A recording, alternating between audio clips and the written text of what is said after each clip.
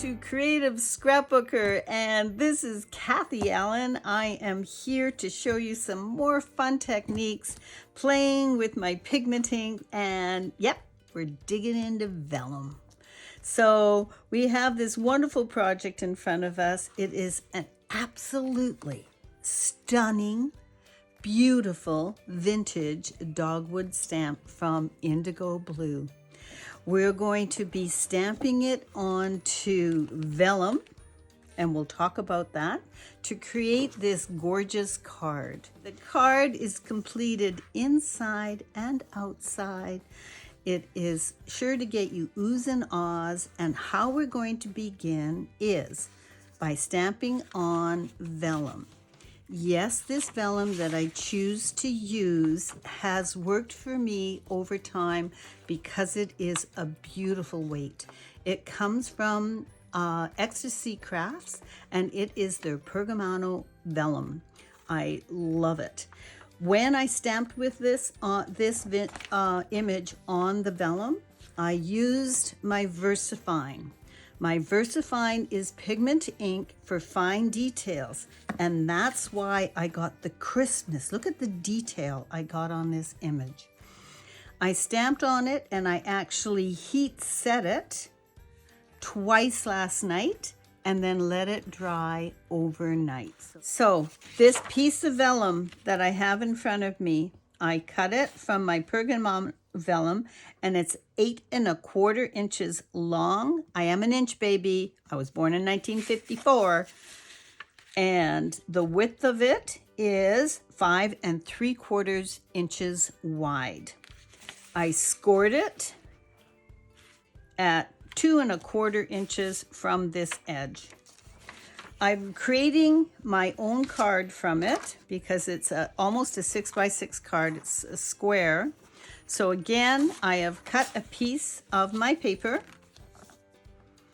and it is 11, not quite 11 inches long, and I've scored it so that this front panel is, again, just a little bit larger than 5 1/4 inches, and that gives me my front panel, and the back panel looks a little short, which is okay, because you're going to cut another piece of paper the same size as the front panel, and when you adhere these two pieces together, you have a beautiful card front waiting for your vellum piece. Now what we're going to do is we're going to take our image, we're going to turn it upside down, and one of the beautiful things about vellum is you get to color from behind. I do love to use my pigmented markers from Faber-Castell, and just what you're going to find when you use these is that your colors will blend beautifully together. Like the vellum just keeps that ink wet so long. Look at this. They just really want to blend together. It does dry. It just takes an extra second to dry. So if you are not a fan of coloring, if you struggle with coloring, if you find blending colors hard to do and you hate it, try it on vellum. You're going to be very surprised and very happy with what you can do.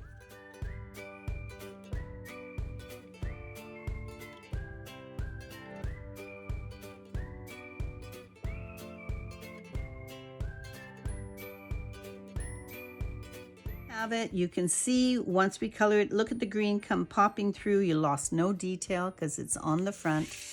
And there you go on the finished card. You can see that beautiful image. Now let's accent it. So what we're going to do, because we're going to be taking this piece and sandwiching it onto our card, we're going to create a panel. Look what happens when we take a panel and pop it underneath there. Oh my goodness, it gets brighter. So let's play with this one before we pop it underneath there. To alter this panel that I'm going to put underneath, I have grabbed my art stencil, and it is a mask from IndigoBlu. This is such a funky set of words. It's so much fun. It can be used in so many applications. And I'm going to begin designing on the front of this panel, leaving a white space in the middle. The color I'm going to add is Old Rose, again, pigment ink. And what it's going to give me is that light fastness that I'm looking for. And you're going to grab your Old Rose, and what you're going to do is simply bring that color into the center. And we're just gonna do corners.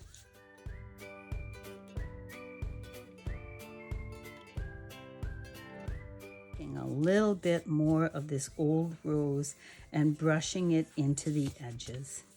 We're just gonna have this nice highlight in the center. We've got this panel prepared. I'm going to edge it using a marker, and this time I've got a Copic. I may have a few markers, but I love this big chisel tip for edging, and you can see just finishing up that panel. So that inside panel is complete. So we're going to add another layer. I want something that would look wonderful on the front of this card. And look at the wonderful phrases IndigoBlu has for you. And they're a nice size, and they've given you a journaling box to put them in. So I have chosen Breathe Deeply. I have put it inside the journaling box, and I have embossed it with white embossing powder. So I have stamped with white pigment ink in that Versacolor line, and then I've used white embossing powder, and now I'm simply going to cut that out using my Olaf scissors, which I really like. I like the way my hands fit nicely into the handles. I like how sharp they are. It's a very comfortable pair of scissors to use, and they cut vellum wonderfully.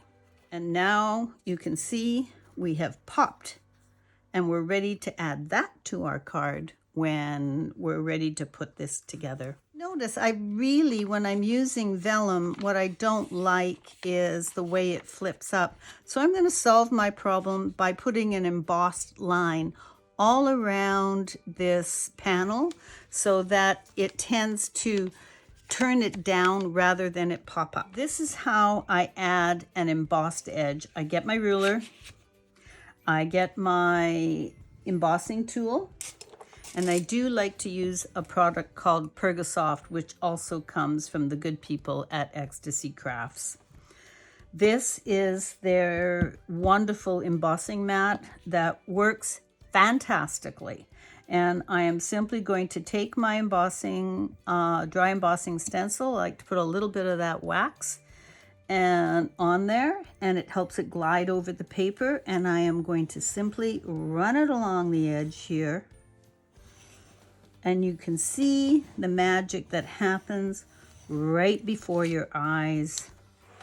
It gives you that amazing white line, and it's raised on the front because we're working from the inside of the card.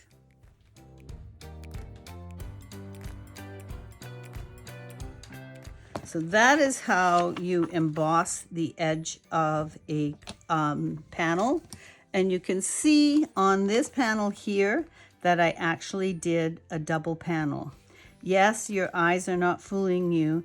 You see some perforation work that I did here that is something that I love to do. I totally love working with Pergamano's tools and ideas, and that is something that we can bring to you at another video. Then you can see I've added some wonderful twine fibers that I love to add. I've wrapped it all up. So I've cut a frame using my dies to really focus the attention onto this wonderful flower stamp. And of course, look at those robin's nest dewdrops. Oh my goodness, the elegance and the classiness that adds to my card. Awesome technique. Lots of fun, lots of vellum ideas. What happens when you take these ideas and the same stencils, and I may have added another IndigoBlu stamp set, and you create a scrapbook page with it. See that I have custom made this background to just really enhance the photos of my two daughters who are each other's best friends. So, and using this amazing die very selectively, I was able to simply brush over the different letters in here so I could use this stencil to actually spell out a word. So the butterflies are complements of this wonderful stamp sets from IndigoBlu, and they were stamped onto the vellum using Stays On Pigment Snowflake ink, which dries very, very quickly. Those wonderful techniques I showed you in that first card, and this time taking them to the scrapbook page, we have created a custom-built, amazing scrapbook page full of amazing memories for my girls.